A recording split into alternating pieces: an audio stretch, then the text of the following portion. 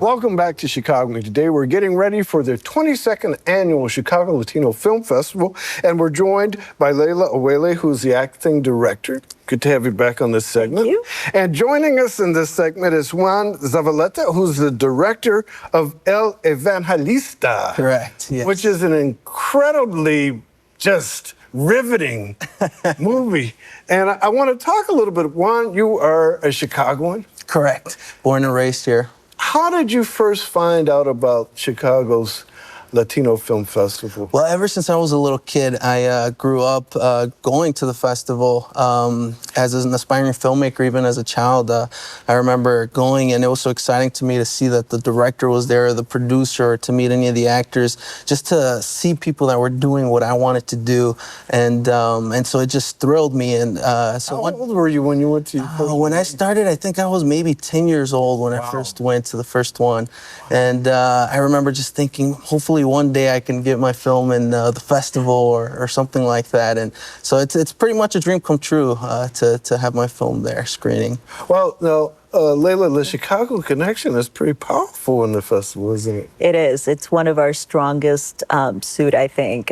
We really, every year, try to incorporate as many films that are either produced in Chicago, or the directors or the actors are from Chicago. It's really trying to bring films back to our hometown. How many films are part of that connection? A bunch. We have quite a few this year. Overall, we have over 100 films being shown during the length of the film festival. But in the Chicago connection, we have about 15 to 20. Wow. So it's between films and shorts.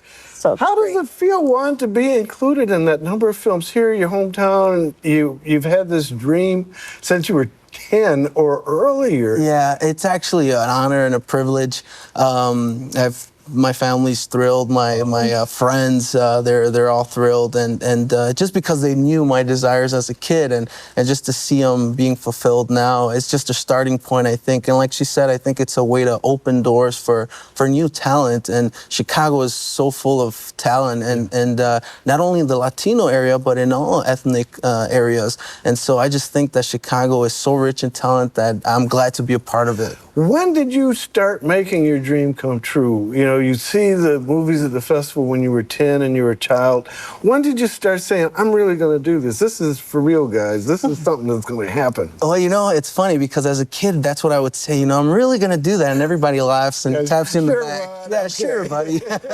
And so before this, I did 2 shorts, and I won a grant for my first short from the Chicago Instructional Technology Foundation.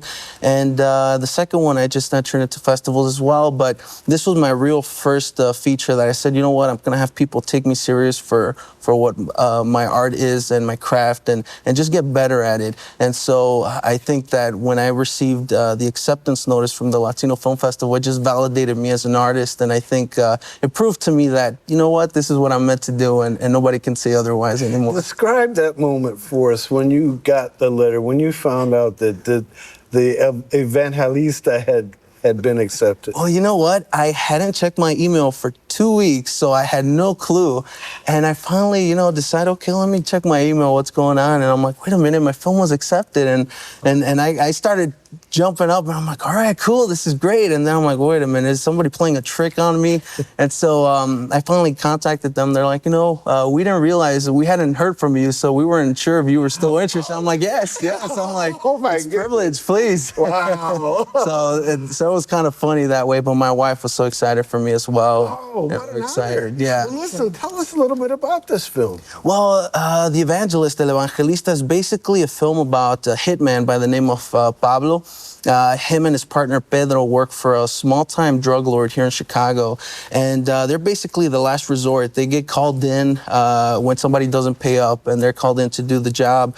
But Pablo has a funny way of dealing with his victims. He doesn't just go and whack them as you see on other movies, but he offers them a chance to redeem themselves, to get right with God in a way. And this allows him to justify what he does for a living.